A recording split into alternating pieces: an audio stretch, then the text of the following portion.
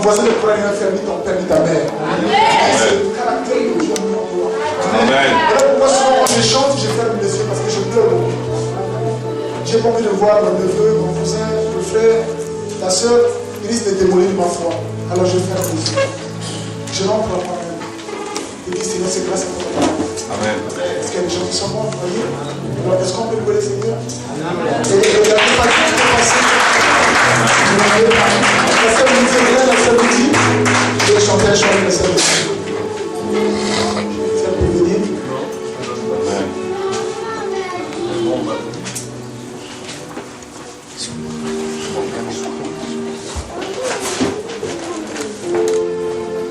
Alléluia. Vous savez qu'avant tout l'église est une famille. Alléluia. On peut pas marcher un tel fait spirituel. Après ça gâche beaucoup de choses. Il faut marcher sur le Seigneur. Alléluia.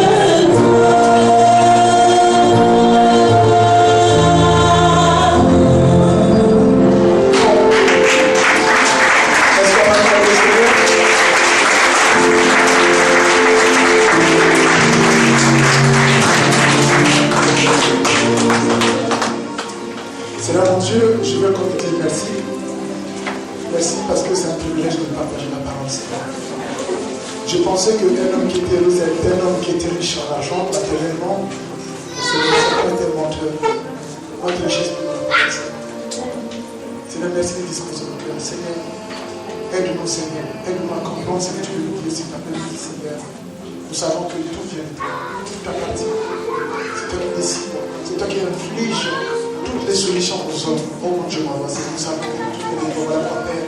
Nous voulons nous faire comme les petits enfants que nous le Père. Seigneur, merci pour cet instant. Planifie toutes choses. Et que l'honneur, que la gloire, que la puissance te reviennent dans Jésus. Alléluia. Amen. Avant le commencement du message, j'avais un rêve à l'époque d'être beaucoup riche. D'avoir des chaînes avec beaucoup d'argent. En grandissant, je me rends compte que tous les gens qui ont l'argent, ils sont morts. Ils n'ont pas échoué leur vie. Et en grandissant, on se rend compte que lorsque les gens vieillissent, ils savent bien qu'ils vont bientôt partir. Et ils prient qu'ils soient plus près du Seigneur. Alors je me suis rendu compte que le plus important, c'était pas d'avoir beaucoup de diplômes, mais d'avoir le diplôme spirituel. Connaître, parce qu'elle déclare que mon peuple périt par manque de connaissances. Bien, mais vous savez que Romains chapitre 5, 17 jusqu'à 18, il dit ici que par l'obéissance d'un seul homme, beaucoup d'hommes ont été justifiés. Ça veut dire que si tu as pris de ta famille, si tu es obéissant à Dieu, beaucoup d'hommes de ta famille seront délivrés par ta présence, par ta sanctification. Est-ce que tu le sais? Amen. Si c'est ton voisin, juste l'obéissance d'un seul homme. À cause de l'obéissance d'un seul homme de la famille, la Bible dit que Dieu ne cherche pas 3 hommes, il cherche un homme. Et si tu es un homme de ta famille, tu vas créer une surprise. Les gens ne te rendront jamais compte. Voilà pourquoi malgré le combat que tu vas voir, sache que tu es très important aux yeux du Seigneur. Amen. Je vais dire quelques montants. Amen. Lorsque je l'ai découvert, ça a été un prix à payer. Frère, tu sais, ma soeur, marcher dans cette filiation, c'est très difficile. La vie, il y a une restriction de la vie. Tu ne peux plus fumer, tu ne peux plus boire quoi que ce soit, tu ne peux plus mener ta vie en n'importe comment. Parce que le Seigneur compte sur toi. Et le Seigneur a misé sur ta vie. Il a misé. Tu es comme une banque. Tu as déposé des actions en toi. Amen. Amen. Alléluia. L'apôtre Pierre dirait que je n'ai mis de l'argent, mais avec l'onction.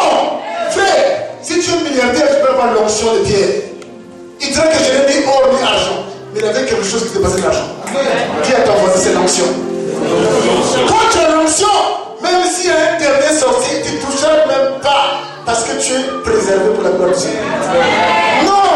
Si on connaissait le Seigneur, on dormirait bouche ouverte. Est-ce que quelqu'un m'entend? Amen. Oh, c'est très beau de servir le Seigneur. Vous savez, avant de continuer mon message, dans le passé, moi je faisais de la politique, vous voyez? Je ne savais pas que c'est un jour je vais prêcher la parole. Je suis du Congo-Brazzaville, où la politique c'était trop important. On disait tout pour le peuple, rien que pour le peuple. Et puis on montait. Mais un jour, je suis parti à l'étranger en voyage en Côte d'Ivoire en étant étudiant. Et là, la maladie m'a attrapé. Et étant dans la chambre, je ne connaissais pas vraiment comment prier. Mais à chaque fois, un membre du parti me demandait, camarade, tu es tombé de lui? Moi, non, ça ne me concerne pas. Mais c'est là où on a prié pour moi que j'ai découvert que le Seigneur, c'était celui qui avait la clé de ma vie. Depuis ces jours-là, personne ne m'a dit, moi-même j'ai compris. Avec toute ma conscience, on peut me dire aujourd'hui de prier ou d'aller intercéder, mais je sais que c'est bénéfique pour moi et pour le reste de la famille. Est-ce que quelqu'un m'entend? Je me suis rendu compte que le reste c'était du mensonge. Voilà pourquoi bien aimé, je vous parle avec tout mon cœur. Parce que souvent on peut parler pour impressionner. Alléluia. L'impression n'est pas de réalité. Il faut être simple avec le Seigneur. Nous allons partager le message que le Seigneur a mis dans mon cœur. On va prendre 1 Samuel chapitre 9.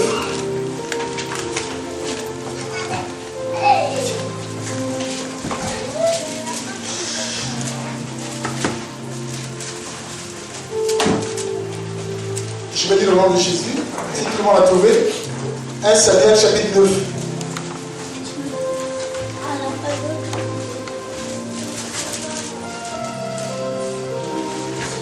Nous allons parler cet après-midi sur l'appel de Dieu. Alléluia. Dans l'appel ne dépend pas d'un homme. Parce que souvent on s'est beaucoup trompé. Avec beaucoup de paroles on a entendu des menaces, on se rend compte que l'appel vient de Dieu. Si ton appel vient du Seigneur, fais. Mais tu n'as même pas de réponse à donner. Tu vas t'attendre au Seigneur jusqu'à ce que Dieu, c'est tout ce qu'il a programmé dans ta vie, que cela puisse se manifester. Amen. Alléluia. Amen. 1 Samuel chapitre 9, à partir du verset 1, je vais dire le nom de Jésus. Il y avait un homme de Benjamin, du nom de Kish, fils de Korath.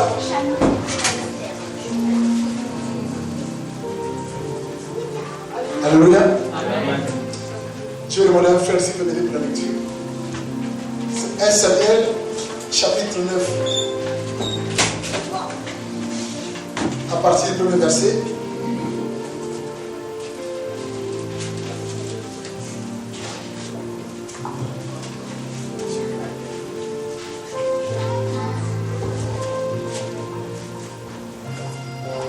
Nous sommes dans 1 Samuel chapitre 9, à partir du premier verset. Alors je vais lire au nom de Jésus. Amen.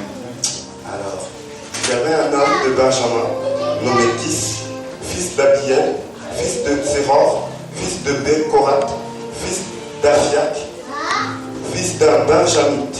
C'était un homme fort et vaillant. Il avait un fils du nom de Saül, jeune et beau, plus beau qu'aucun des enfants d'Israël, et les dépassant tous de la tête. Les ânesses de Kis, père de Saül, s'égarèrent. Et Kis dit à Saül, son fils, prends avec toi l'un des serviteurs, lève-toi, va et cherche les ânesses. Il passa par la montagne d'Éphraïm et traversa le pays de Shalisha sans les trouver. Ils passèrent par le pays de Shalim et elles n'y étaient pas. Ils parcoururent le pays de Benjamin et ils ne les trouvèrent pas. Ils étaient arrivés dans le pays de Tsouf lorsque Saül dit à son serviteur qui l'accompagnait, viens, retournons de père comme mon père, oubliant les ânesses, ne sois en peine de nous. Le serviteur lui dit, voici, il y a dans cette ville un homme de Dieu et c'est un homme considéré. Tout ce qu'il dit ne manque pas d'arriver. Allons-y donc. Peut-être nous fera-t-il connaître le chemin que nous devons prendre. Saül dit à son serviteur, mais si nous y allons, que porterons-nous à l'homme de Dieu? Car il n'y a plus de provisions dans nos sacs, et nous n'avons aucun présent à offrir à l'homme de Dieu. Qu'est-ce que nous avons? Le serviteur reprit la parole et dit à Saül, voici, j'ai sur moi le quart d'un cycle d'argent, je le donnerai à l'homme de Dieu, et il nous indiquera notre chemin. Autrefois en Israël, quand on allait consulter Dieu, on disait, venez et allons vers le voyant. Car celui qu'on appelle aujourd'hui le prophète s'appelait autrefois le voyant. Saül dit à son serviteur, tu as raison, viens, allons. Et ils se rendirent à la ville où était l'homme de Dieu. Comme ils montaient à la ville, ils rencontrèrent des jeunes filles sorties pour puiser de l'eau et ils leur dirent, le voyant est-il ici? Elles leur répondirent en disant, oui, il est devant toi, mais va promptement, car aujourd'hui il est venu à la ville parce qu'il y a un sacrifice pour le peuple sur le haut lieu. Quand vous serez entrés dans la ville, vous le trouverez avant qu'il monte au haut lieu pour manger, car le peuple ne mangera pas avant son arrivée, parce qu'il doit bénir le sacrifice. Après quoi, les conviés mangeront. Montez donc, car maintenant vous le trouverez. Et ils montèrent à la ville. Ils étaient arrivés au milieu de la ville quand ils furent rencontrés par Samuel qui sortait pour monter au haut lieu. Or, un jour avant l'arrivée de Saül, l'Éternel avait averti Samuel en disant, demain, à 7 heures, je t'enverrai un homme du pays de Benjamin et tu loindras pour chef de mon peuple d'Israël. Il sauvera mon peuple de la main des Philistins, car j'ai regardé mon peuple parce que son cri est venu jusqu'à moi. Lorsque Samuel eut aperçu Saül, l'Éternel lui dit, voici l'homme dont je t'ai parlé, c'est lui qui régnera sur mon peuple. Saül s'approcha de Samuel au milieu de la porte et dit, indique-moi, je te prie, où est la maison du voyant? Samuel répondit à Saül, c'est moi qui suis le voyant.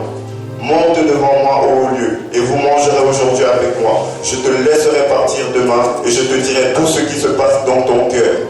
Ne t'inquiète pas des ânesses que tu as perdues il y a 3 jours, car elles sont retrouvées. Et pour qui est réservé tout ce qu'il y a dans le précieux,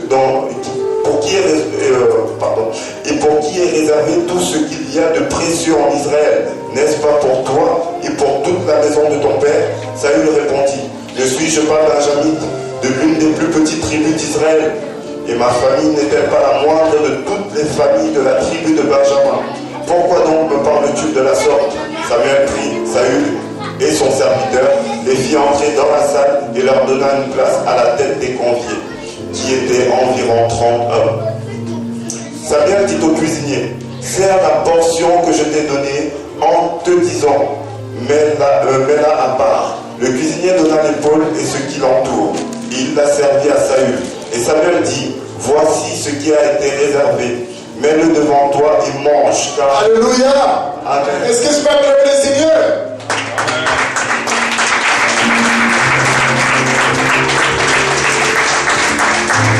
Merci. Donc je pense que nous avons bien compris que la Bible nous parle d'un homme qui s'appelle Saül. Il ne savait pas qu'un jour il pouvait servir le Seigneur. Et cette histoire commence dans 1 Samuel chapitre 8. Je vais dire juste 3 versets. Il dit ici, 1 Samuel chapitre 8, lorsque Samuel devient vieux, il établit ses fils juges sur Israël. Le nom de son fils aîné était Joël et le nom du second Abia. Ils étaient juges à Beersheba. Les fils de Samuel ne marchèrent pas sur le train de son père. Ils avaient un penchant pour le profit, recevant des présents et portaient atteinte au droit. Au verset 4, tous les anciens d'Israël se rassemblèrent et vinrent auprès de Samuel à Rama. Au verset 5, ils lui dirent, voici que tu es vieux et que tes fils ne marchent pas sur tes traces. Maintenant, établis sur nous pour nous juger un roi, comme en un nom dans toutes les nations. Aux yeux de Samuel, c'était une mauvaise chose qu'ils aient dit, donne-nous un roi pour nous juger. Et Samuel pria l'Éternel, et l'Éternel dit à Samuel, écoute la voix du peuple dans tout ce qu'il te dira, car ce n'est pas toi qui le rejettes, c'est moi qui le rejette, pour que je ne règne plus sur eux. Au verset 8, ils agissent à ton égard comme ils ont toujours agi depuis que je les ai fait monter d'Égypte. Jusqu'aujourd'hui, ils m'ont abandonné pour rendre un culte à d'autres dieux. Verset 9, maintenant donc écoute leur voix, mais avertis-les solennellement et fais-leur connaître les droits du roi qui régnera sur eux. Samuel redit toutes les paroles de l'Éternel au peuple qui lui demandait un roi. Amen. Amen. Quand pour revenir à 1 Samuel chapitre 9, la Bible dit qu'il y avait un homme de Benjamin, fils de Kish, fils d'Abiel, fils de Théron, fils de Décorata, fils d'Abia, fils d'un Benjamin. C'était un homme puissant et important. Dans la Bible, nous met l'accent sur le père de Saül, qui avait des moyens financiers, mais faisait partie d'une célébrité dans cette région-là. Mais le père avait des moyens. Et la Bible dirait qu'il avait un fils du nom de Saül, homme d'élite et beau, plus beau qu'aucun des Israélites, et les dépassant tous de la tête. Les ânesses de Kish, père de Saül, s'égarèrent. Et Kish dit à Saül, son fils, prends avec toi l'aide des serviteurs, lève-toi, va rechercher les ânesses. Vous n'allez pas plus loin, Dieu va créer une circonstance pour attirer Saül vers la présence de Dieu. Et la Bible dira que Saül envoyait les ânesses. Vous savez que les ânesses sont les femelles. À mon avis, si c'était les ânes, Saül ne partirait même pas. Avec les ânesses, il y a une production. Son papa avait tellement des ânes, enfin des troupeaux d'ânes et des ânesses. Et la Bible dirait que Saül va prendre l'initiative de son père, donc ils vont se mettre à la recherche des ânesses. La Bible dit ici que, arrivé à partir du verset 6, il nous répondit, il y a justement dans cette ville un homme de Dieu. Et c'est un homme considéré. Tout ce qu'il dit ne manque pas d'arriver. Allons-y donc, peut-être que nous indiquerons-ils le chemin que nous devons prendre. Saül dit à son serviteur, mais si nous y allons, que porterons-nous à l'homme de Dieu? Car il n'y a plus de pain dans nos sacs. Et nous n'avons aucun présent à offrir à l'homme de Dieu que ce que nous avons. Le serviteur reprit la parole et dit à Saül, voici que j'ai en moi le quart d'un cycle d'argent, et je le donnerai à l'homme de Dieu. Et il nous indiquera notre chemin. Alléluia. Amen. Vous savez, lorsque vous me racontez notre vie, le Seigneur, il va créer des circonstances, des multiples circonstances pour nous atteindre. Il commence par disparaître les ânesses, et plus tard, vous allez découvrir que les ânesses vont être trouvées. À cette époque, il n'y avait même pas de portable, de téléphone portable. Il n'y avait même pas de satellite. Mais Dieu, dans sa grandeur, dans sa miséricorde, il va utiliser un moyen parce que Dieu s'est rendu compte que le peuple n'avait plus besoin d'un roi comme étant Dieu. Ils ont voulu vivre comme des païens avec des rois païens. Et la Bible dira que Samuel écoute le peuple. C'est pas toi qui rejettes, c'est moi qui rejette. Donc tu écouteras la voix du peuple. Et la Bible nous dira que le mot Saül en hébreu signifie celui que le peuple demande. Et le nom de Samuel en hébreu, ça signifie Samuel.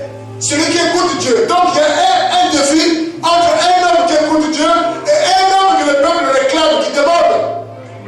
Alléluia. Amen. Dieu connaissait Saül, il connaissait son cœur. Vous savez, lorsque nous servons le Seigneur, la Bible déclare qu'avant qu'un homme puisse bâtir une maison, il doit s'assurer qu'il a tout le matériel. Alléluia. Donc avant que tu t'engages dans le Seigneur, assure-toi que tu n'as pas un défaut en toi. Ou tu n'as pas un caractère qui va pas donner gloire à Dieu. Ou tu n'as pas une porte ouverte. La Bible dira que tu vas obéir au désir du peuple. Et donc Dieu, il va utiliser son serviteur pour dire que je t'envoie un homme de la tribu de Benjamin. Cet homme-là, tu vas le moindre. Il sera le docteur de mon peuple. Plus loin, vous allez voir lorsque la première excuse, lorsque Dieu nous appelle, on avance beaucoup de raisons. Peut-être je ne sais pas parler. Peut-être moi je n'ai pas été à l'école. Je n'ai pas un bac. Peut-être ma famille est trop pauvre. La Bible dirait que l'élément premier que Saül va évoquer, lorsqu'il va rencontrer Samuel, il va dire que non, je suis un petit enfant et ma tribu est la plus petite tribu de Benjamin. Donc je ne peux pas servir le Seigneur. Je vais te dire ce matin, cet après-midi, que d'où que tu viennes, d'où que tu sois, dans quel rang social que tu es, Dieu n'a rien signé. Dieu, ce qu'il cherche, c'est de voir. Amen. Dieu cherche de voir des hommes qui vont porter l'évangile dans la nation. Parce qu'il y a tellement des âmes qui meurent. Alléluia. Amen. Et là, Dieu va mettre l'accent sur Saül. L'autre excuse de Saül, c'est que Saül dirait qu'on ne peut plus continuer parce que pour aller voir un voyant, autrefois, à cette époque en Israël, pour aller voir un homme de Dieu, il fallait toujours avoir un présent. Alléluia. On va voir dans 2 Rois chapitre 5, vous connaissez. Lorsque Naaman, par rapport à son maladie, va aller voir Élisée, il va se dire qu'il avait même présenté beaucoup de présents à l'homme de Dieu. Dieu merci que Élisée n'a pas voulu prendre ses présents. Donc c'était une monnaie courante, on ne peut pas aller voir l'homme de Dieu. Alléluia. Peut-être que les gens abusent un peu à notre époque, mais c'était par respect, c'était par habitude. À cause de cet homme qui passe du temps dans la présence de Dieu, il était obligé d'être honoré. Alléluia. Amen. Est-ce que tout le monde m'écoute bien? Amen. Alléluia. Amen. Et donc Saül va continuer. Et ensuite, plus loin, la Bible nous dira que Saül donc va rencontrer une jeune fille. Il va donc poser la question où se trouve la maison du voyant. Et il leur dira que la maison du voyant est bien à côté. Donc allez-y parce qu'aujourd'hui, il y a une manifestation, il y a un sacrifice qui aura lieu. Frère, on ne peut pas jouer avec Dieu. Dieu nous connaît. Le fait que nous sommes assis là, Dieu connaît tout le monde. Dieu connaît ce que ta vie sera demain. Alléluia. Amen. On n'a pas besoin de trop prier, mais nous avons besoin de la clé d'être honnête avec le Seigneur, d'être simple avec le Seigneur, d'avoir un amour élevé avec le Seigneur. Le Seigneur doit être pour nous une priorité divine, pas autre chose que le Seigneur. Parce que là où les gens ne t'attendent pas, tu peux créer un miracle, les gens te voient. Alléluia. Amen. Dieu est celui qui fait les miracles, qui cause les miracles. La Bible nous dit, au verset 9, autrefois en Israël, l'homme qui allait consulter Dieu disait,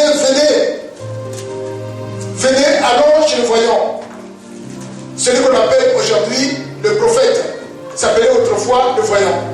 Ça a été son serviteur, bien dit, viens, allons-y. Et ils allèrent à la ville où était l'homme de Dieu. Je voulais vous dire une chose, que le verset que le frère a lu, on a cité un nom de la ville qu'on appelle Tsoub, au verset 5. Et Tsoub, effectivement, regardez comment Dieu fait les choses. Tsoub, c'était une patrie dans laquelle Samuel vient.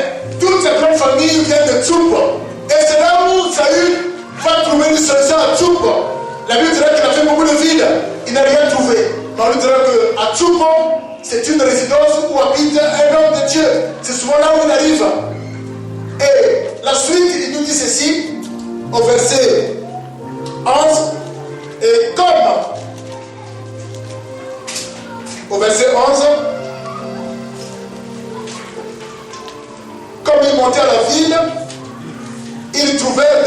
filles qui sortaient pour puiser de l'eau.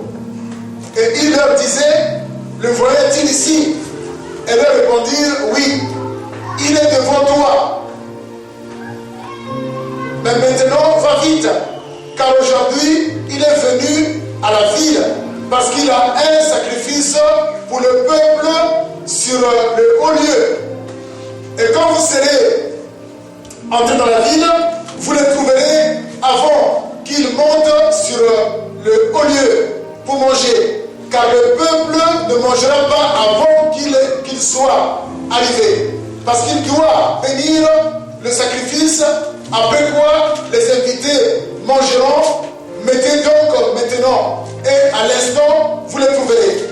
Au verset 14, comme ils arrivaient au milieu de la ville, Samuel sortit à leur rencontre au moment vers le haut lieu. Au verset 15.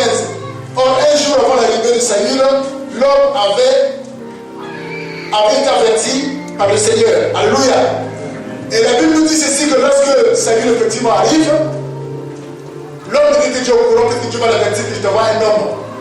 Et la Bible nous dira que pendant que Dieu a averti son serviteur, il va dire à son cuisinier, mettez-moi à part la portion qui est réservée pour cet homme qui va arriver. Personne ne connaissait que c'était Saül.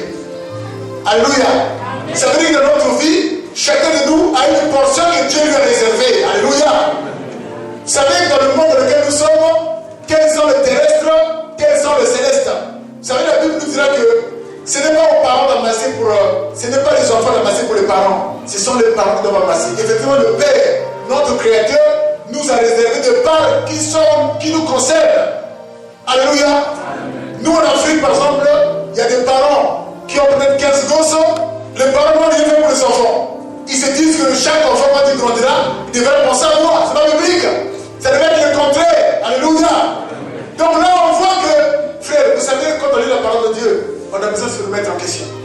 Il y a des choses qu'on a fait en l'envers. Alléluia. Amen. Moi, je me rappelle que j'ai fait partie d'une famille, je pense que mon père a eu 2 enfants, de 15.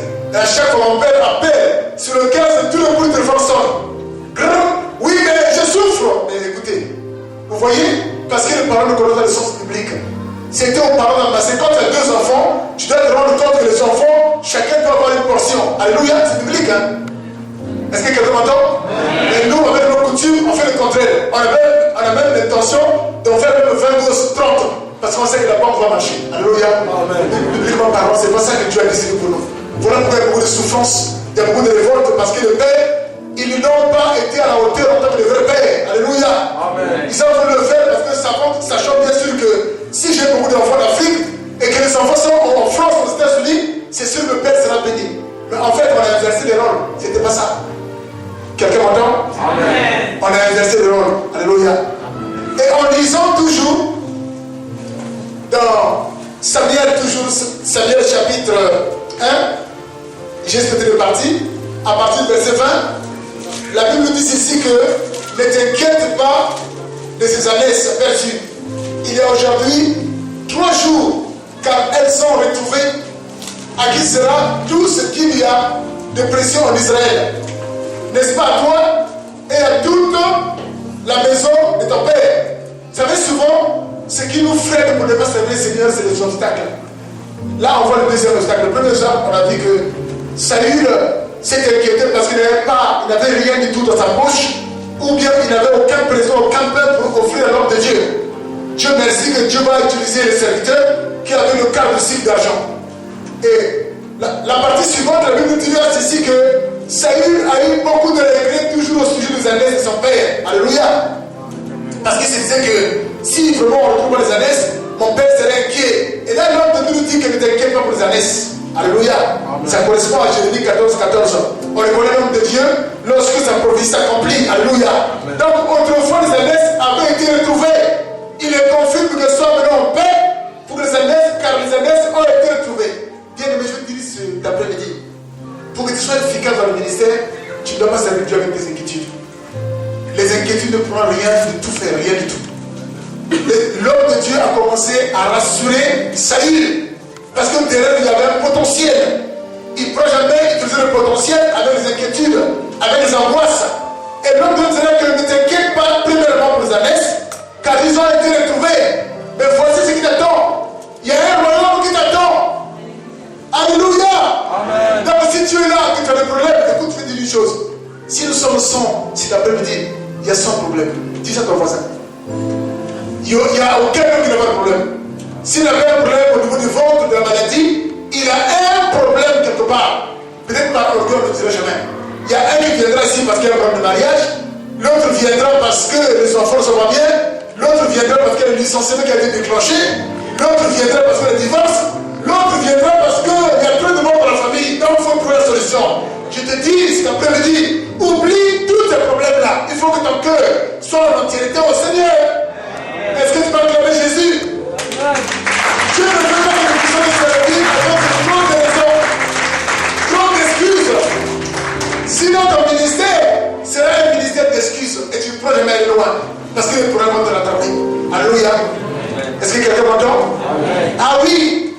Il commence à le rassurer, ne t'inquiète. Parce que vous savez, lorsque vous lisez Matthieu 6, il dit quoi?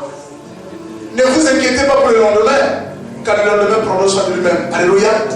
Si Dieu arrive à embellir ou à habiller le lieu des champs, à combien plus forte raison, nous qui sommes ses créatures. Alléluia.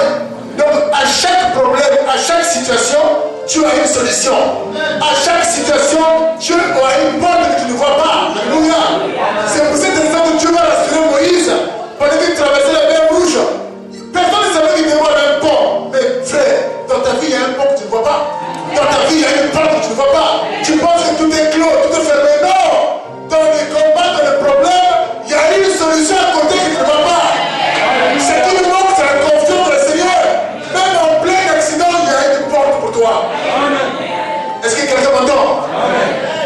Vous savez, un parent en famille disait que si c'était que pour les larmes, on peut remplir un film en larmes, mais on ne peut rien changer. Dieu veut que tu changes de mentalité, que tu t'élèves maintenant. Peut-être que c'est le temps de prier. Dans la famille, il y a trop de problèmes. Il n'y a plus d'excuses pour prier. Parce que Dieu, ce qu'il cherche, il cherche un homme qui se mette à la brèche. C'est qu'elle a 30 ans. Pour permettre que les hommes soient sauvés dans la famille. Amen. Amen. Regardez, je vous donne un exemple. Moi, je suis africain. Je vous parle avec beaucoup de paraboles. En Afrique, quand j'étais jeune, si quelqu'un est malade, on appelait le grand-père de la famille. Il disait toujours que moi, je suis le chef de famille, je mets mon pied comme ça. Dès que j'ai mis le pied, personne ne peut traverser. C'est pas possible. Il a mis son pied. Mais le pays est grand. Le pays mesure peut-être 5 km². 5 km², comment ça fait que cette jambe-là? Mais en fait, vous savez, c'est de la sorcellerie. Oui, parce qu'on a grandi dans ça. Il disait que moi, je mets mon pied, la porte est là. Si je mets mon pied, personne ne pourra traverser. Mais ça m'a trotté toute ma vie, même quand j'étais au lycée, même à l'université. Je dis, mais comment ça se fait qu'un homme va mettre un pied? Personne ne va traverser, il habite dans telle région. Mais les gens traversent, les trains qui se circulent, comment ça se fait? Mais en grandissant avec la lumière de la parole, c'était la sorcellerie qu'on voulait dire. Que s'il y a d'autres sorciers qui viennent, je le verrai. Mais ils ne pourront pas traverser. Mais voilà pourquoi Dieu dira que Dieu cherche un homme pour briser tous ces ponts-là. Dieu cherche un homme qui se mette à la brèche, qui puisse intercéder en faveur de la nation, en faveur d'une ville, en faveur d'un village, en faveur d'une famille. Mais Seigneur dira qu'il n'en trouve point. Donc si tu es là, tu es un homme clé pour ta famille. Amen. Si tu es là, tu es un homme clé pour la région. Alléluia. Est-ce que quelqu'un m'entend? Et moi j'habite dans le 77. Ça m'arrive souvent tard la nuit, je sors à 1h du matin à pied. Je suis en train de prier dans ma ville. Je dis c'est cette nuit-là, il n'y aura même pas de mort dans cette ville. S'il y a des choses qui viennent chercher, pourtant ce n'est pas des membres de ma famille, mais à cause du ministère. Alléluia. Dans cette ville, il n'y aura même pas de règlement de compte à lui. Il n'y aura même pas de maladie subite, de mort subite. Non, Seigneur, je refuse. Et on prie. Et parce que Dieu cherche dans chaque endroit un homme de Dieu qui aura la crainte de Dieu, qui sera là pour présenter la ville, qui sera là pour présenter le pays, qui sera là pour présenter le gouvernement. Alléluia. Amen. Mais de plus en plus, le temps de difficile, les gens se font rares. Est-ce que tu m'entends, mon frère, ma soeur? Amen. Je suis venu pour te booster ta foi, pour que tu changes de vision, que tu comprennes que Dieu compte sur toi. Alléluia. Au verset 21, Saïd répondit, ne suis-je pas benjamite, de l'une des plus petites tribus d'Israël? petits de tous les clans des tribus de Benjamin. Pourquoi donc me parles-tu ainsi de la sorte? Au verset 22, Samuel prit Saül et son serviteur, les fit entrer dans la salle et leur donna une place à la tête des invités. Tu peux dire une place à la tête des invités. Tu peux le dire à ton voisin, une place à la tête des invités. Ça veut dire que je vais te dire une chose, malgré ta situation, tu ne peux pas booster le Seigneur. Tu ne peux pas concurrencer ton frère qui est assis à côté pour dire qu'il veut ma place. Chaque personne a une position de la part du Seigneur. Tu ne vas pas prier pour l'avoir, mais moi je vais prier pour l'avoir à la place de l'apôtre. Non, laisse l'apôtre faire le service. Donc tu as une partie, alléluia. Parce que tu ne peux pas prier par rapport à la bénédiction, mais ta bénédiction est déjà réservée. Quand j'ai vu ça, je dis que ce n'est pas possible, Seigneur. Mais le caractère dans la vie des chrétiens, parce que souvent il y a la panique à mort. Un tel a dit un mot que tu pourrais demain, tu ne meurs pas. Mais c'est vrai qu'il y a un homme. Un tel a dit un mot, tu commences à trembler. Mais c'est vrai qu'il y a des hommes. Mais qu'est-ce que Dieu dit à tout ça? Alléluia. Qu'est-ce que Dieu dit à tout ça par rapport à ta vie? Ça n'a pas été réservé, il n'a pas prié. Est-ce qu'il a jeûné 7 jours? Est-ce qu'il avait jeûné 40 jours? Nous, quand on a un problème, on entre dans le jeûne à sec. Parfois, Dieu te va demander jeûne à sec. Dieu te demande de garder le silence. Tu peux manger, boire. Et ton cœur est pur. La Bible déclare que c'est pas ce qui rentre dans la bouche, c'est qui sort. Tu peux gêner, mais ton cœur est mauvais. Tu peux gêner, mais tu sors là, tu vois l'église, là, tu vas dire, bon, je vous ferai, mais pas de moi. Alléluia. On fait de la comédie. Moi, vous savez, moi, je fais du cinéma. Les chrétiens, c'est des grands comédiens. Grands comédiens, terribles. C'est des cinéastes. Voilà pourquoi je faisais le film dans l'église. Parce que quand je vois les chrétiens, je n'aime pas. Je rigole. Souvent, je rigole dans ma chambre. Ma femme me dit, pourquoi tu rigoles? Non, je suis en train de crier à ses mains. Parce que dans l'église, il y a un frère, je vous assure, dans l'église. Étant enfant de Dieu, tu ne peux même pas te battre pour ta bénédiction. Frère, c'est déjà programmé. Nous sommes déjà bénis, Éphésiens chapitre 1, 3. L'église, elle est bénie de toutes les bénédictions spirituelles au lieu céleste. Tu ne peux pas te battre. Seigneur, je prie que c'est pas ma place d'interne. Je prie, frère. Tu dis, Seigneur, change mon cœur. Que je puisse te connaître. Je te connais pas. Seigneur, change-moi, Seigneur, je t'en supplie. Pour que je sois parfait, Seigneur, quand je me verrai, sens ta présence. Frère, qu'est-ce qu'on peut demander? Ce n'est pas autre chose. Voilà pourquoi les guerres dans l'église, il y a des guerres. Interdis ça. Parce que ces hommes-là ne connaissent pas Dieu. S'ils connaissaient Dieu, c'est par amour. Tu peux dire que mon frère s'est trompé, il faut manifester l'amour. C'est la haine. Il y a plus de règlement des comptes. Moi, j'appelle ça plus de partis politiques dans l'église. Quelqu'un m'entend? Oui. Dans l'église, il y a des partis politiques, des partis de clans. Telle région. Mais Dieu n'a pas besoin de ça. Et l'amour est où dans tout ça, frère? Alléluia. C'est parce qu'il n'y a pas d'amour. Dites-moi, est-ce que Saül a jeûné pour avoir la place? Vous allez voir la suite. On lui a réservé une place parmi les grands invités. Regardez. Le fait que tu ne connais pas ta route, c'est que le lendemain va tout te surprendre. Tu as l'église, peut-être qu'il y a ton frère, tu peux négliger. Tu vas le combattre. Alors demain tu vas besoin de lui. Tu ne sais pas le lendemain, tu ne sais pas. Peut-être tu vas minimiser quelqu'un demain. Je disais à un frère d'église que si le jour, si le même président est plus au Congo, vous ne rentrez jamais, vous mettez en prison. Parce que Dieu a besoin des hommes frères, honnêtes. On va servir pour l'argent, pour pouvoir se on va servir pour l'intérêt des âmes. Il y a tellement d'âmes qui souffrent. Frère, je vais vous dire une chose. J'étais parti au Gabon, dans un village loin. J'ai vu qu'il y avait un enfant. Cette fille-là, elle doit avoir 14 ans. Son père est décédé. Et ensuite, quand nous sommes partis visiter la maman, elle m'a dit, pasteur, ne partez pas. Priez pour ma fille parce qu'elle va avoir un enfant avec son oncle paternel, parce que le père est mort. Alors, cet homme dirait que j'ai envie de prendre cette fille-là, la fille de mon frère, pour que je puisse l'élever. Et en l'élevant, il entre aussi. Voilà. J'ai dit, c'est pas possible. Et en priant, bien je vous dis, j'étais en larmes. Et c'est le démon qui était dans la vie de la petite là, c'était le démon du père. Le père qui est rentré en dedans l'esprit humain, qui ne voulait pas sortir. Quand je suis parti, j'ai même plus le contact. Dès que je serai en France, je vous appellerai. Parce que ça m'a beaucoup interpellé. Ça veut dire qu'à cause de la sanctification d'un homme, beaucoup seront délivrés. À cause de la fermeté d'un homme, beaucoup seront délivrés. Ne voyez pas le ministère que c'est comme un jeu, ou bien le pasteur nous laisse en train de jouer les saints, c'est prophétique. Ne prenez pas les choses de Dieu à la légère, prenez-les en profondeur.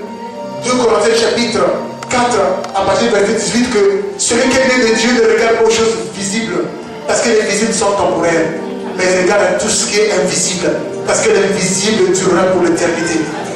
Tu dois voir plus loin que ton nez. Tu dois venir à l'église parce que Seigneur, non, tu viens Seigneur, change-moi, parce que tu vas missionner des nations, mais si tu ne vas pas, tu vas blesser les âmes, tu vas les blesser. Les gens découvriront ce que tu es réellement. Mais tu vas prier, Seigneur, change-moi pour que je sois efficace dans le ministère. Alléluia. Amen. Encore un exemple. Est-ce qu'à votre avis, moi j'ai joué au foot, c'est pas si vous devez jouer au foot. Quand on joue au foot, si tu es défenseur, tu ne peux pas aller jouer à la place du milieu du terrain. Tu vas te souffler. Tu vas te souffler. Tu vas te partout, la fois tu cours partout. Tu dis, mais oh, joueur, mais pourquoi tu cours comme ça? Ta place est là. Ah, j'ai oublié. Non. Il faut que tu sois à ton poste. Dieu veut que tu sois à ton poste. Si tu es défenseur, il est droit. Reste, il est droit. Tu montes un peu, tu reviens. Il ne faut pas trop monter pour aller marquer le but. Et bien dans l'église, il y a beaucoup de joueurs comme ça qui ne sont pas à leur poste. Ils veulent tous aller marquer le but pour marquer un nom. Pour laisser un nom. Alors que Dieu, c'est pas ça que tu t'as demandé. Alléluia. Amen. Voilà pourquoi Dieu dit à Esaïe, Dieu cherche un homme, où trouverai-je? Esaïe chapitre 6. Où trouverai-je? Parce qu'il y a le mal partout. Dieu cherche des hommes qui vont se mettre dans les coulisses pour intercéder, pour apporter l'évangile, pour que les âmes soient arrachées de l'enfer. Mais Esaïe dira qu'il en trouverai-je. Esaïe dira que éternel, le voici, envoie-moi. Parce qu'il a compris que lui-même il était faible, de lui-même il ne pouvait rien du tout, et il avait besoin du Seigneur. Est-ce que tu m'entends, mon frère? Amen. Si tu es là, tu peux te battre pour ton mariage. Tu peux pas te. Est-ce que vous avez déjà vu un petit singe? En Afrique, il y a des singes. Quand ils sont nés, est-ce que le singe va s'inquiéter? Quel c'est mon mari? C'est naturellement le singe grandit, trouve un petit singe mâle. Qui arrive. Alors pourquoi s'inquiéter par rapport à notre vie? Pourquoi tu peux t'inquiéter? Ça peut vous faire marrer, mais je suis vrai. Parce qu'on s'inquiète avec beaucoup de choses. On ne veut plus avoir l'amour du Seigneur. Plus s'attendre au Seigneur. Parce que les inquiétudes freinent l'action de l'esprit en nous.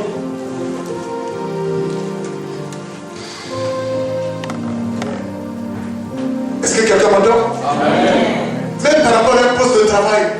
Si tu as décidé que tu seras dans ce ministère-là, dans ce travail-là, tu seras embauché sans forcing. Parfois, ça ne vaut la peine de gêner. Si Dieu a décidé que ce soit ainsi, frère, ça sera ainsi. Alléluia. Amen. Est-ce que moi, ça m'interpelle? Quand j'ai découvert la première fois ce verset-là, j'ai commencé à sortir de ma chambre pour dire, mais finalement, Seigneur, mais pourquoi les gens se battent? Mais parce que les gens, par manque de connaissance, le peuple est sans peuple, et parce que les gens n'ont pas la vision de Dieu, parce que les gens n'ont pas la connaissance de Dieu, et les gens, ils connaissent tellement pas Dieu, ils commencent à se battre, ils commencent à faire des pressions. Réellement, si tu connaissais le Seigneur, tu restais dans le silence pour attendre à Dieu. Amen. Tu attendrais à Dieu. Alléluia. Amen. On va lire un verset, si le frère peut m'aider. On va lire Luc, chapitre 4, à partir du verset 7 à 12.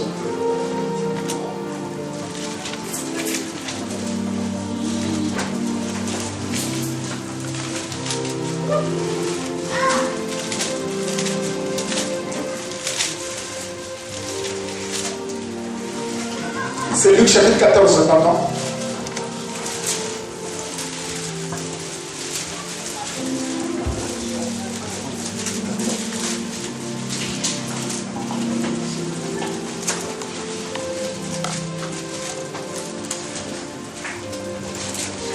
Si le frère, tu peux lire à partir du verset 7, s'il te plaît. Je lis toujours la parole de Dieu au nom de Jésus. Amen. L'invité prétentieux. Il adressa ensuite une parabole aux conviés en voyant qu'ils choisissaient les premières places. Et il leur dit, lorsque tu seras invité par quelqu'un à des noces, ne te mets pas à la première place, de peur qu'il n'y ait parmi les invités une personne plus éminente que toi et que celui qui vous a invité, l'un et l'autre ne viennent te dire cède la place à cette personne-là. Tu aurais alors la honte d'aller occuper la dernière place. Mais lorsque tu seras invité, va te mettre à la dernière place afin que, quand celui qui t'a invité viendra, il te dise, mon ami, monte plus haut. Alors cela te fera honneur devant tous ceux qui seront à table avec toi. Car quiconque s'élève sera abaissé et quiconque s'abaisse sera élevé. Alléluia. Amen. Souvent on arrive dans les endroits où il y a des fêtes, où il y a des manifestations, on cherche une première place. Si tu es l'invité principal, tu peux chercher à être en dernière position. On viendra te le chercher. Ça arrive dans le mariage où bien les fauteuils sont mis là, les gens qui sont très orgueilleux veulent qu'on le voit en première position. Et quand ils sont assis, lorsque le responsable de la cérémonie arrive, il t'enlève de là pour te dire que ce n'est pas ta place. Donc souvent il y a des hommes que Dieu va déplacer tout simplement parce qu'ils se sont octroyés de place. Mais le Seigneur nous dit que lorsque tu es invité, cherche par un acte d'humilité à occuper la place auquel les gens ne voient même pas. Et quand le maître de la cérémonie viendra, il cherchera à te placer lui-même. Alléluia. Donc notre position se trouve dans le Seigneur avec beaucoup d'humilité. C'est pour cette raison que Saül arrive avec son serviteur, ils ont été placés en première ligne d'honneur, là où il y a les hommes influents de cette contrée. Ils n'avaient jamais demandé ça, parce que cela dépendait du Seigneur. Alléluia. Amen. Et ensuite, au verset 22, Samuel prit Saül et son serviteur, les fit entrer dans la salle et leur donna une place à la tête des invités, qui est environ 30 hommes. Au verset 23, Samuel dit au cuisinier, sers la part que je t'ai donnée en te disant, mets-les de côté. Le cuisinier préleva la cuisse et ce qui l'entoure et la plaça devant Saül. Et Samuel dit, voici ce qui a été réservé, mets-le devant toi et mange. Quand on l'a pour ainsi dire gardé pour toi aussi au moment où j'ai invité le peuple. Ainsi Saül mangea avec Samuel ces jours-là. Alléluia. La Bible n'a pas dit que Saül mangeait avec le serviteur de son père, parce que cet appel était réservé à Saül tout seul. Bien que l'invité, le serviteur de son père était à côté, mais Saül, la Bible dirait que Saül mangea.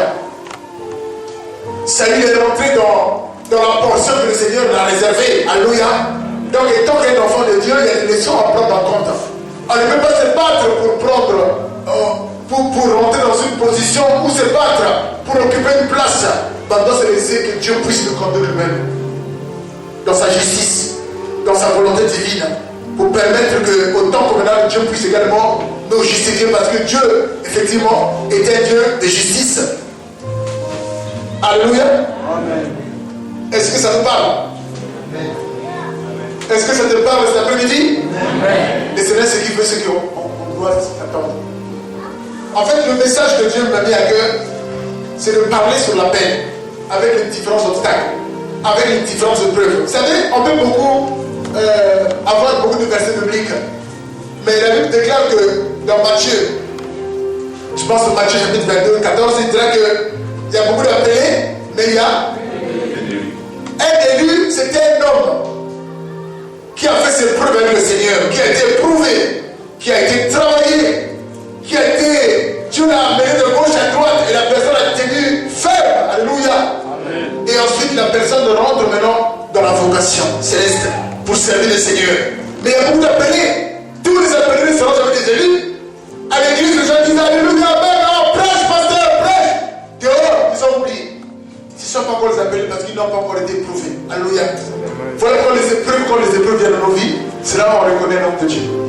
Parce que souvent des hommes qui disent que si c'est Dieu c'est comme ça, je refuse de servir le Seigneur. Mes frères, ce n'est pas un homme qui t'appelle. Je connais des hommes et des femmes qui ont abandonné de servir le Seigneur parce qu'il y a eu trop d'injustice. Oui, je travaille sur dis à ton voisin, je travaille sur la justice. Tu peux dire à ton voisin. Dieu, il est celui qui blesse. Il te blesse bien. Tu vois que quelqu'un t'a beaucoup de respect, t'insulte. Si c'est l'église, bien sûr, frère, c'est l'église. L'église, c'est pas que tout est queen, c'est comme le McDonald's qui arrive là, le menu. Non, le ministère, c'est pas ça, frère. Le ministère, c'est trop facile. Tu arrives là, tu prêches, tu les réponds, tu prêches, les gens tombent, l'onction. Oh, c'est pas le ministère ça. Ça c'est un mystère. Mais le ministère Dieu te travaille. Il te laisse même au chômage sans travail. Tu vois les gens. Ça veut faire, j'avais une société. Quand Dieu a commencé à travailler, j'avais ce beaucoup de prophétiens. Ah, il va se filer les nations avec l'argent, le machin. J'ai ma société. Quand j'ai commencé à couler, j'ai revu les chrétiens. Ils me disent, bonjour frère. Moi, j'ai perdu le permis, je suis à pied, appelez-moi en passant. Les gens te laissaient. J'ai dit, oh Seigneur, je pleure. L'église, je ne veux plus servir le Seigneur. Parce que les chrétiens, c'est des hypocrites. C'était mon travail sans qu'on puisse m'appeler. Pasteur, viens, l'église est fermée. Je roule à 150 à l'heure, les radars. Monsieur, plus le permis. Je dis, Seigneur, ça compte de faire là. Ben oui, c'est le travail de Dieu. Je vous assure, il y a beaucoup de souffrances, beaucoup de souffrances. Et aujourd'hui, je vous assure que j'aime les souffrances avec le Seigneur. Amen. Parce que c'est dans les moments difficiles qu'on reconnaît un homme de Dieu. Amen. Vous savez, c'est en pleine guerre. Hein. Moi, j'ai vu souvent l'Afrique. En Afrique, il y a une armée angolaise. Vous connaissez l'Angola? C'est une armée puissante. Les gens ont peur d'eux. Les gens ont peur des Tchadiens parce qu'ils sont tout le temps en guerre. C'est pas une armée où ils se font de nous quand une balle éclate, ils sont étonnés. Non, frère. Un homme de Dieu, c'était un... Oh mon Dieu, c'était un homme qui a la vigueur. C'est pas un homme qui dort, c'est un homme qui aime le défi avec le Seigneur. Alléluia. Amen. Et quand le problème arrive, tu ne vas plus t'inquiéter. Tu vas mettre les genoux par terre pour prier. Seigneur, je te rends grâce par rapport aux épreuves. Amen. Alléluia. Amen. Vous connaissez 1 Jean Jacques chapitre 1, partie verset 2, il dit, hein, vous connaissez ce verset-là? Mes frères, regardez comme un sujet de joie. Alléluia.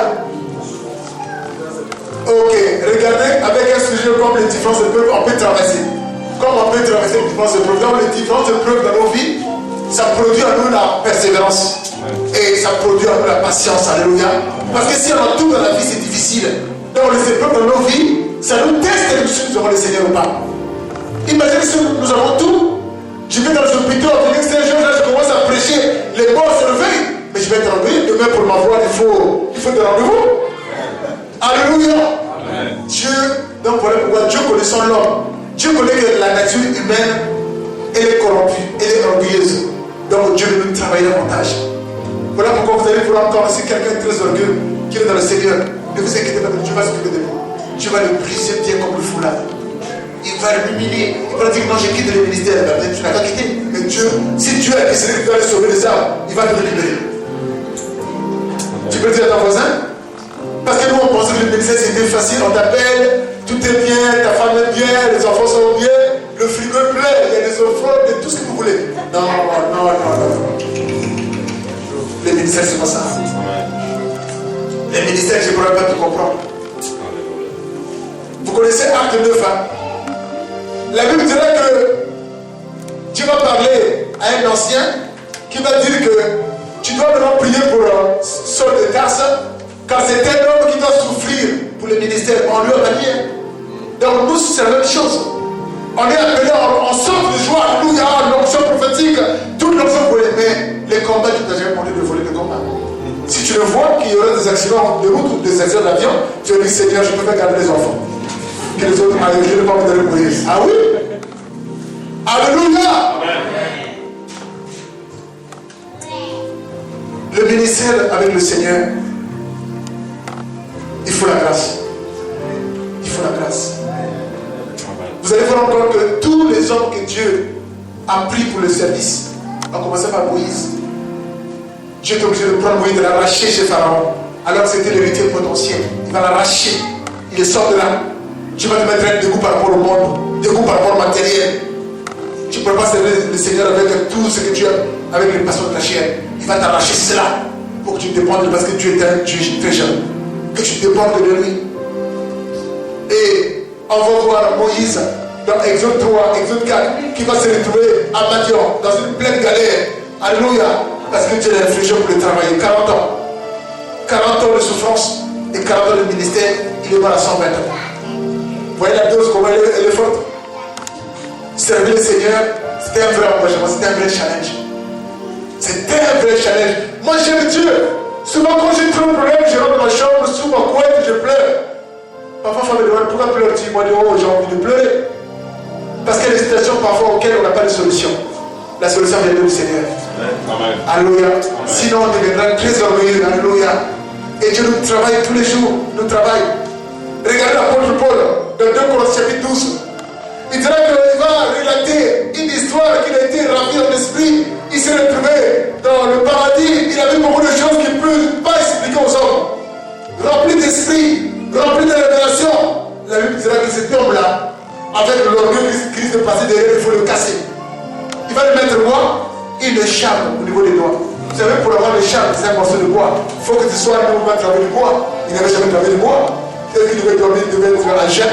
Dieu lui dira que Seigneur, j'ai pris pour que l'écharpe me quitte. Il a dit que ma grâce te suffit. Donc à chaque homme de Dieu, à chaque femme qui a répondu oui au Seigneur, il y a toujours un petit problème que Dieu mettait au sein du foyer ou au sein de ta vie. Ça ne vaut la peine d'aller chercher les sorciers. Regardez, dans Jean chapitre 9, les disciples de Jésus ont demandé au Seigneur, mais Seigneur, cet homme-là, il est né aveugle, c'est pas normal. C'est peut-être son père qui a fondé ou sa mère. Parce qu'autrefois en Israël, lorsqu'un enfant était malade, il fallait chercher le bouc émissaire. Alléluia. C'est comme en Afrique. Dès que quelqu'un est malade, on cherche des gens qui ont les cheveux blancs. Il faut que tu parles parce que mon fils était normal. Non, frère, il y a des situations qui nous arrivent, c'est pour glorifier Dieu. Amen. Oui, on n'a pas besoin de paniquer à bord. Si on a la foi est une ferme assurance. La foi est une démonstration de choses qu'on ne voit pas qui deviennent de la l'éthique. Alléluia. Qui deviennent palpables. Donc si tu es un homme de Dieu, que tu t'as lancé cet appel-là, tu dois t'attendre au Seigneur. Alléluia. Même s'il y a des circonstances que tu ne comprends pas, laisse-les entre les mains du Seigneur. Dieu au temps opportun, au temps convenable, tu vas s'en occuper. Alléluia. Amen. Ah, c'est beau. Je vais vous dire une confidence. Écoutez-moi bien. Il y a quelques temps, j'ai perdu ma fille. Elle était partie au Congo. Elle est morte à l'âge de 23 ans. Et on fait le ministère au Congo, l'onction, tout ça là. Mais Dieu ne m'a pas dit qu'il va mourir. Je reviens en France et j'apprends qu'elle est morte. J'arrive à la mort, je regarde les cadavres. Je dis, mais Seigneur, mais c'est quoi ce cinéma-là? J'étais révolté. Et puis à l'intérieur de moi, me disait que c'est Dieu qui donne, c'est Dieu qui répond. Vous voyez? Et Dieu, en tant que le Père, il va nous faire traverser des moments très difficiles pour montrer que si nous aimons le Seigneur, vous savez, il y a deux façons de Dieu de travailler en nous. Il peut te bénir avec plein de choses. Mais si tu ne fais pas attention, tu risques de sortir. Ou soit que Dieu va te faire avec des épreuves sur épreuves pour que tu travailles, que tu sois un véritable serviteur de Dieu. C'est pour cette raison qu'il y a un homme que j'ai lu son livre, il disait que c'était un prophète. Lorsque tu as commencé à bénir cet homme-là, il y a une pensée qui est venue en lui. Il a pris une sacoche, vous voyez, une sacoche qui était un peu déchiquetée. Et à chaque fois quand il prenait la sacoche, il se rappelait d'où il venait, pour éviter que l'orgueil ne puisse pas monter. C'est quoi Deutéronome chapitre 8 dira que Israélites, souvenez-vous de tous les chemins que je vous ai fait faire dans le désert. Je vous ai fait souffrir. Donc souvent dans nos épreuves, Dieu est la base. Amen. Alléluia. S'il vous plaît, Dieu est la base. Même s'il y a un combat dans la nuit, tout ce que vous voulez, il faut rester silencieux et s'attendre au Seigneur. Nous avons un Dieu qui ne dort et qui ne sommeille. Même s'il y a un complet qui est fait, le complet serait fait pour la gloire du Seigneur. Alléluia. Même là où les hommes t'ont cassé, t'ont humilié, accepte-le et sors de là et comme ça le Seigneur. Il n'y a pas très longtemps, j'étais beaucoup humilié. Et il y a un frère, Dieu l'a touché, qui m'a appelé, non, je voulais te voir, je suis mon père. Moi, je dis, mais moi, je t'ai jamais fait du mal. Oh non, je suis mon père, il faut se voir. Moi, je dis, bon, ok. J'étais passé le voir avant-hier, je l'ai écouté. Il m'a dit, je te demande pardon si tu avais fait du mal. Moi, je dis, frère, tu sais, si tu vas aller pour le service du Seigneur, il faut être vrai. Si tu n'es pas vrai, tu vas te mettre le marteau sur ton visage. Ça ne sert à rien. Parce que quand on n'est pas vrai, on veut impressionner les gens. Dieu n'est pas avec la personne. Et vous savez, on n'a pas lutté, hein. La personne elle-même a cherché pour venir qu'on fasse la paix. Donc, étant un homme de Dieu, une femme de Dieu, un homme de Dieu, c'est pas nous la vengeance. Alléluia. Romains chapitre 12, à partir du verset 18, il dira que à moi la vengeance, à moi la rétribution des méchants. On a besoin souvent de garder le silence. Parce que Dieu nous travaille nos vies par les épreuves pour voir réellement si nous l'aimons. Comme je vous disais tout à l'heure, souvent on peut lever le Seigneur qui paraît un intérêt donné. Moi j'ai vu des sœurs dans les assemblées. Lorsqu'une sœur se marie, cherche un enfant, après il disparaît, on dit mais l'église demain. Non, le bébé il pleure. Mais Dieu savait que tu auras un bébé. Donc souvent il y a des intérêts qui sont comme ça. Vous savez, dans chaque âme, il y a tellement des intérêts qui sont dedans. Et Dieu, quand il nous travaille, il commence à étudier les intérêts. Pour que les intérêts du Seigneur puissent primer en nous. Et le Seigneur, c'est qu'il attend de nous. Alléluia. Amen. Ça vous interpelle? Amen. Dieu veut qu'on nous dépende de lui. Tu arrives à l'assemblée, tu commences à prier, Seigneur, utilise-moi. Utilise-moi pour cette contrée. Utilise-moi, Seigneur. Si vous lisez Actes 16, vous allez voir. Là, vous allez que l'apôtre Paul avait un songe que les hommes l'appelaient dans la Macédoine. Et lorsqu'il arrive, c'est une femme. Regardez l'option comment Dieu peut travailler les hommes et les femmes. Tu ne peux pas, frères et sœurs. Change la façon de prier maintenant. Change la façon de voir les choses. Arrête de te plaindre. Arrête de te lamenter. S'il y avait l'amour dans l'église, frère. S'il y a 100 personnes ici, il y a 100 caractères. Tu crois peu? On n'a pas la même éducation. Il y a des gens qui ont été élevés, c'est pas aux Antilles. D'autres viennent du Congo, d'autres viennent du Cameroun. D'autres au village. Vous voyez le caractère qu'il y a dans l'église? C'est compliqué. Il faut que le Seigneur. Donc il faut être très exigeant. Il y a des situations qu'il faut accepter. Que Dieu, au temps de Dieu, Dieu puisse changer chacun. Dieu puisse changer chacun à l'amener à la maturité. Amen. Sinon, on aura un ministère de plainte. Ce n'est pas ce que Dieu attend. Dieu veut que nous puissions comprendre que celui qui permet tout est celui qui fait tout. Amen. Amen. Alléluia. Amen. On va lire un verset biblique. Si le frère peut m'aider.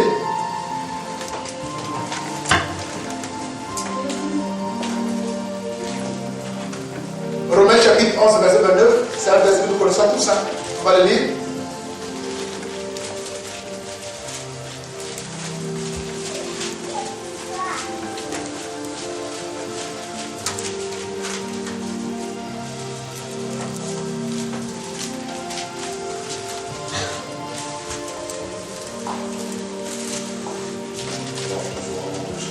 Oui.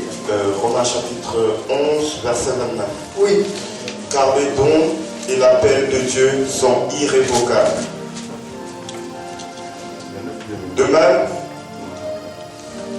que vous avez autrefois désobéi à Dieu et que par leur désobéissance vous avez maintenant obtenu miséricorde, de même ils ont maintenant.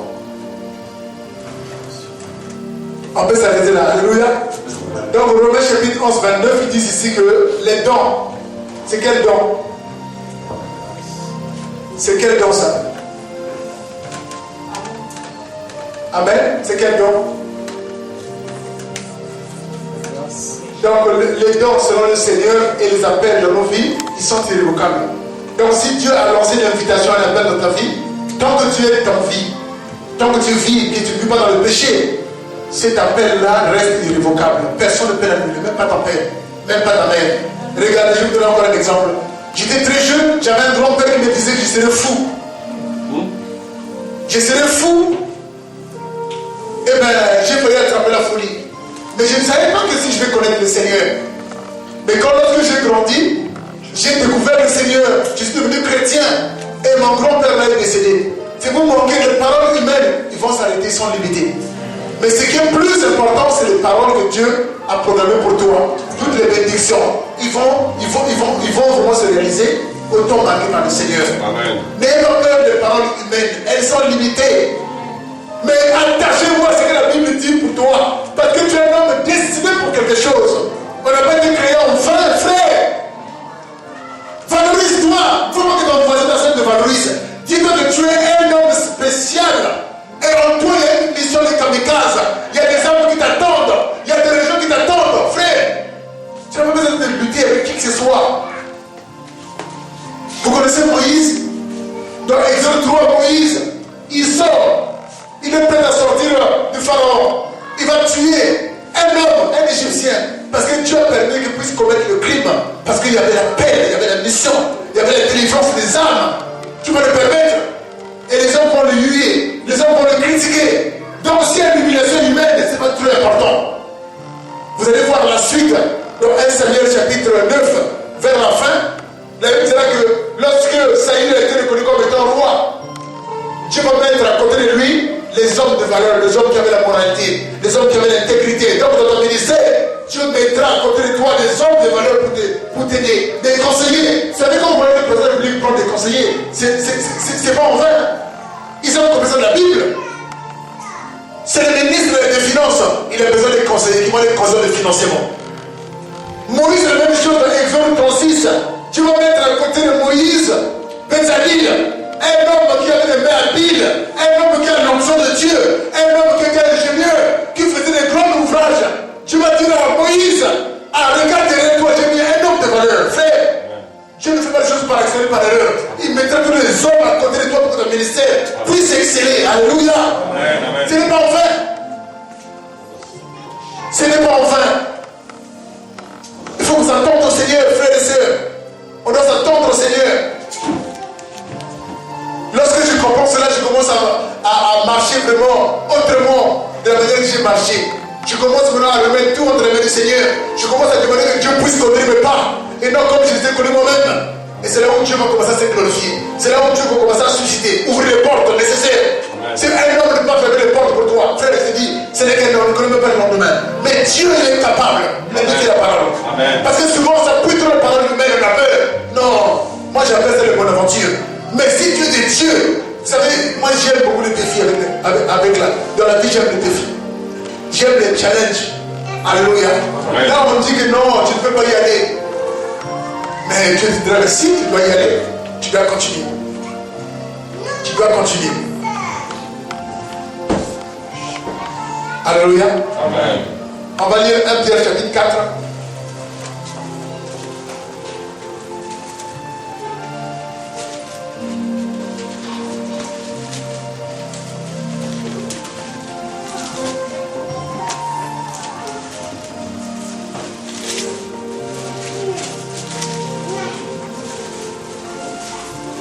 Pierre chapitre 4.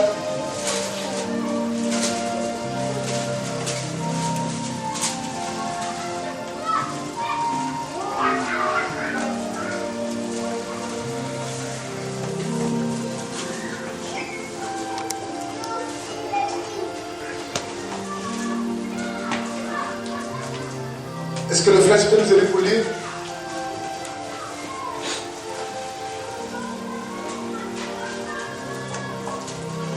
Ainsi donc, Christ ayant souffert dans la chair, vous aussi armez-vous de la même pensée. Car celui qui a souffert dans la chair en a fini avec le péché, afin de vivre, non plus selon les convoitises des hommes, mais selon la volonté de Dieu, pendant le temps qu'il reste à vivre dans la chair. Alléluia. Amen. Et ça nous demande de Christ ayant souffert avec la chair, il nous demande aujourd'hui que nous marchions de la sanctification, de vie nouvelle, pour permettre que nous rentrons dans notre appel, notre ministère. Alléluia. Pour que ce ministère soit efficace. Parce que souvent on peut rentrer avec le péché, on peut rentrer avec le désordre. Et le Seigneur nous dit, maintenant on doit marcher dans une nouveauté de vie, dans la sanctification totale. Pour permettre vraiment d'avoir la main du Seigneur dans nos vies. Alléluia. Amen. Et aussi, si on lisait Marc chapitre 4, on va bientôt finir. Si on peut lire à partir du verset 15, vous allez voir également que le Seigneur également nous trie comme les différentes sémences. On va lire Marc chapitre 4 à partir du verset 15. Nous lisons dans Jésus. Si le frère peut m'aider.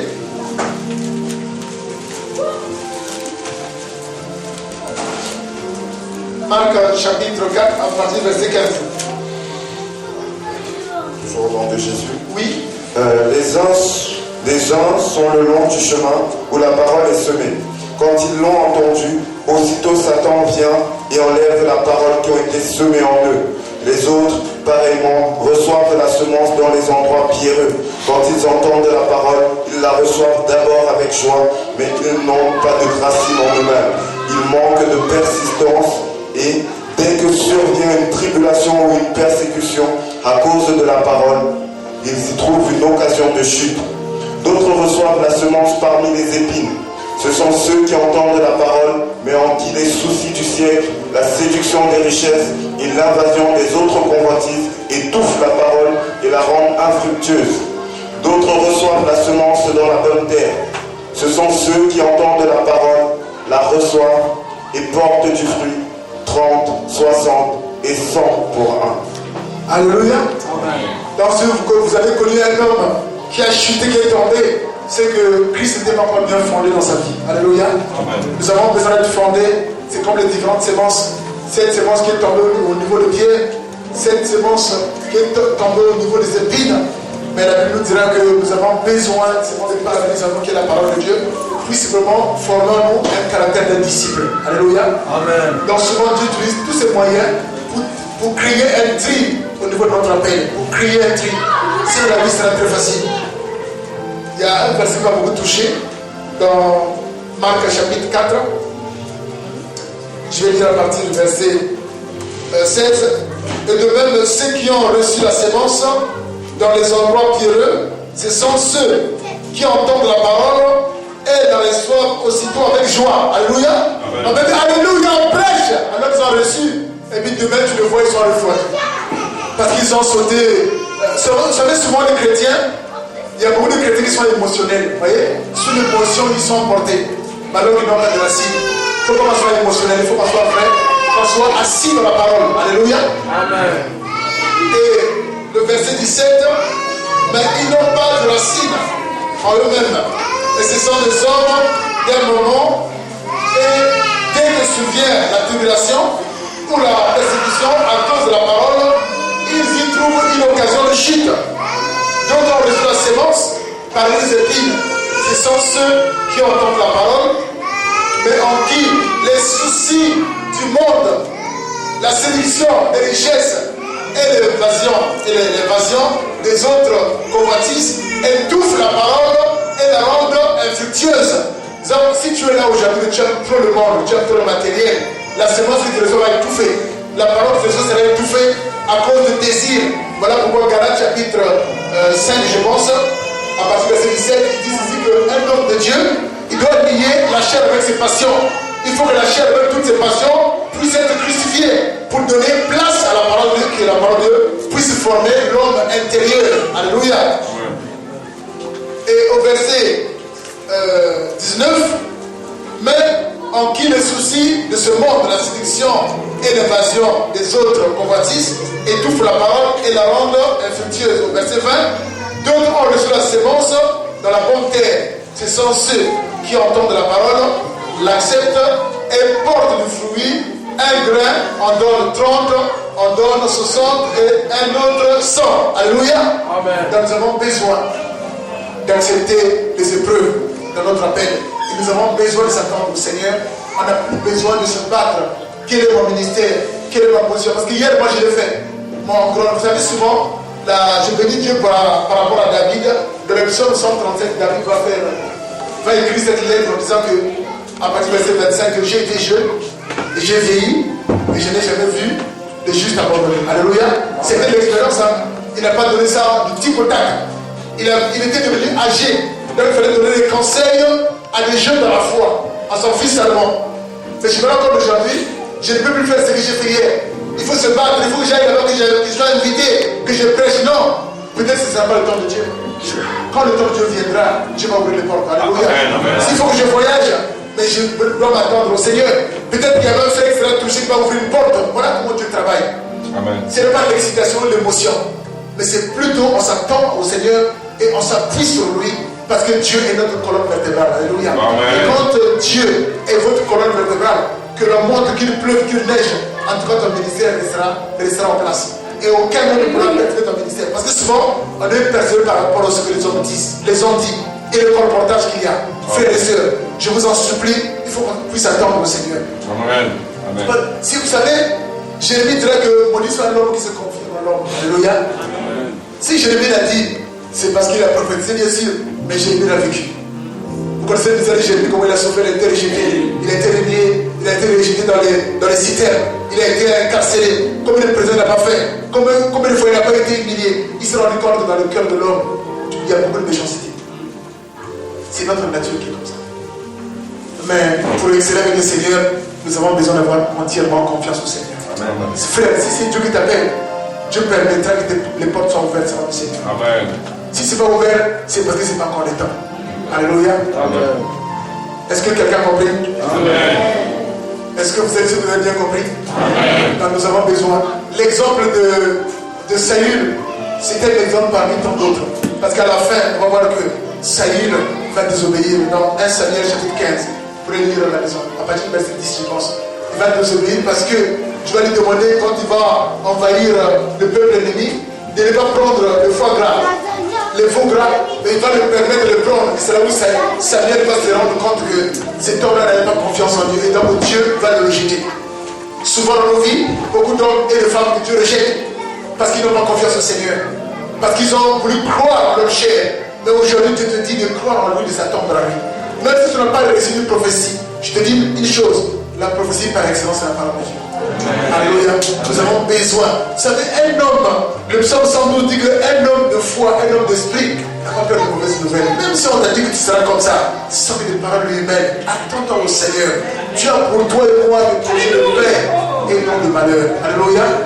Il y a des projets que nous connaissons maintenant. Alléluia. Voilà le peu que j'avais pour partager avec vous. Pour vraiment qu'on soit encore debout, qu'on se tienne, qu'on regarde au Seigneur. Même si il y a un homme de Dieu ce matin qui prêchait, qui disait que c'était un prédicateur suisse. Il a fait un accident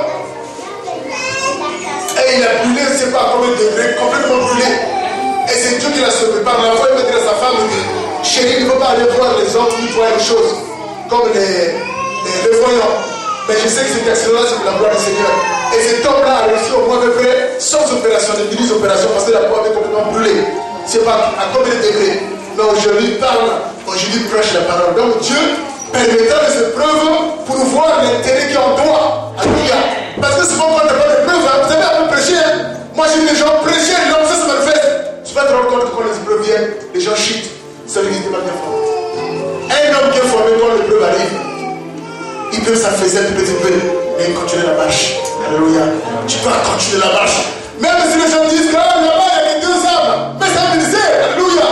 Parce que vous savez, souvent hier, écoute mon pasteur Douglas, tu sais, hier, on pensait que pour avoir un grand ministère, il faut avoir 1000 âmes.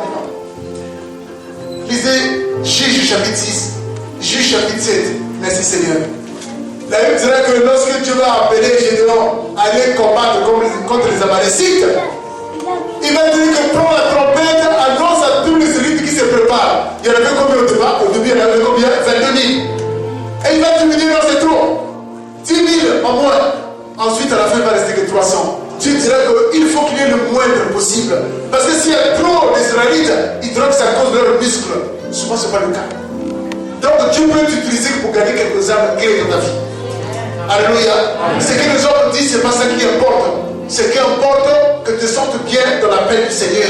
Et que tu sois utile là où Dieu va t'envoyer. Alléluia. C'est le plus important. Alors il faudrait que nous connaissions une cuirasse de la foi. Alléluia. Parce qu'il n'y a pas une flèche que Dieu va envoyer. Mais il faut que tu te dises que Dieu est content de toi, frères et sœurs.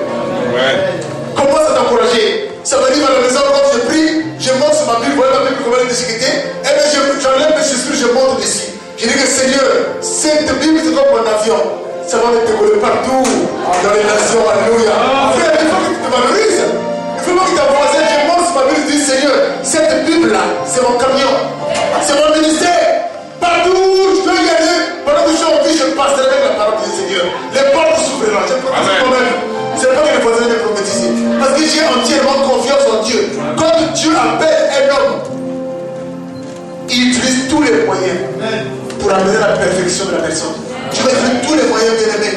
Alors ne sois pas très sensible à ce que tu peux écouter de gauche à droite. Pour finir, il y avait un homme, un prophète malaisien, que j'ai connu moi-même. Il m'a dit, c'est frère, quand j'ai commencé le ministère, les gens se moquaient de moi. Parce que dans l'autre église, il y avait plein de âmes. Sa femme disait, chérie, tu vas m'appeler, arrête ça. Lui disait que non, tu m'appelles. 4 ans, il n'y a que 20 âmes, 30 âmes. Mais en fait, Dieu le prouvait. Lorsque le temps de Dieu est arrivé, il a été servi cet homme-là. Vous savez, qu'est-ce qu'il était devenu? Il avait une grande assemblée et il était devenu le conseiller d'un milliardaire. Donc son rôle à lui, c'est de monter au 9e étage au grand ciel, qui reste là pour prier.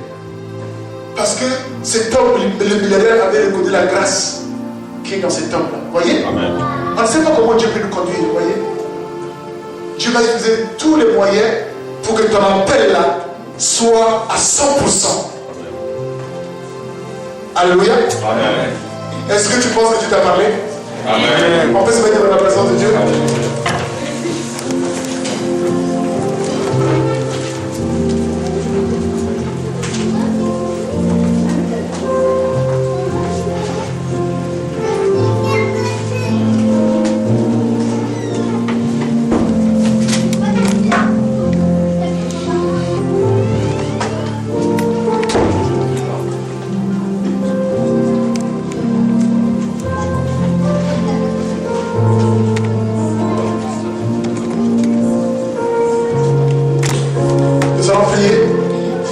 Seigneur mon Dieu, Père, Seigneur, merci pour ce rendez-vous divin, Seigneur. Je vais te remettre ce moment de sainte main, Seigneur. Tu as vu, tu as déposé dans mon cœur la foi, Seigneur. À ne pas regarder aux circonstances atténuantes, Seigneur, mais à s'attendre à toi. Car notre regard doit se diriger vers toi, Seigneur. Je vais te remettre ce moment de sainte main, Seigneur. Merci, mon Dieu, pour les paroles que nous avons utilisées, ô Père de grâce. Père, je prie, Seigneur, que cette semence ne soit pas sémée, Seigneur, sur des lieux pierreux, mon Dieu, mon roi, Seigneur. Mais que cette semence, ô Père de grâce, puisse produire des fruits en abondance, Père. Je te bénis, Seigneur. Je te remercie de ta grâce. Merci.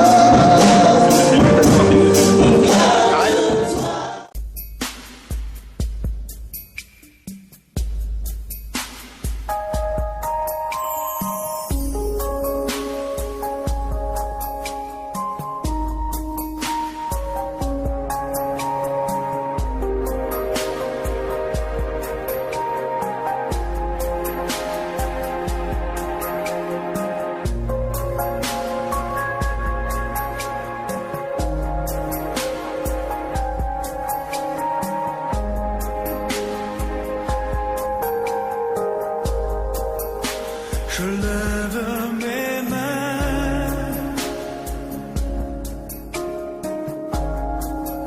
même si je